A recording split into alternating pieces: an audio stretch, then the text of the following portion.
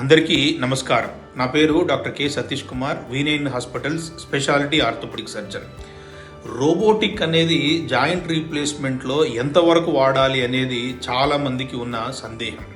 మరి రోబోటిక్ లేకపోతే joint replacement చేసుకోలేమా, రోబోటిక్తో చేస్తేనే జాయింట్ రీప్లేస్మెంటా అనేది చూడండి. దీంట్లో వాస్తవం చెప్తాను మీకు.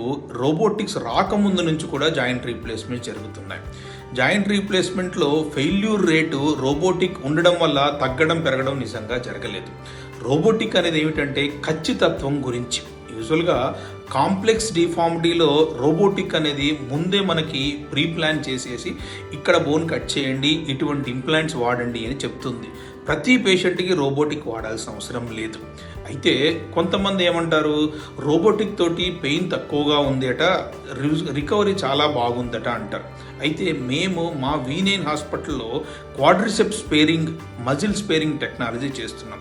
దీనివల్ల ఏమవుతుంది, కండ కట్ చేయకుండా పక్కకు జరిపి చేయడం వల్ల మీకు రోబోటిక్ తోటి ఎంత పెయిన్ తక్కువైతే ఉంటుందో మా క్వాడ్రిసెప్స్ స్పేరింగ్ తోటి కూడా అంతే పెయిన్ తక్కువగా ఉంటుంది. రోబోటిక్ లేకుండా మీకు రోబోటిక్ చేస్తే వచ్చినంత రిజల్ట్ మా క్వాడ్రిసెప్స్ స్పేరింగ్ తోటి వస్తుంది. రండి, మమ్మల్ని సంప్రదించండి, మీకు దాని గురించిన పూర్తి అవగాహన ఇస్తాము.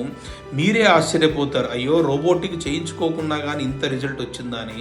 నిజంగా ఆ రిజల్ట్ని మీరు ఆస్వాదిస్తారు. మా దగ్గర ఎగ్జాంపుల్స్ ఉన్నాయి, వీడియోస్ ఉన్నాయి, మీకు కూడా మేము చూపిస్తాము. అందరికీ నమస్కారం.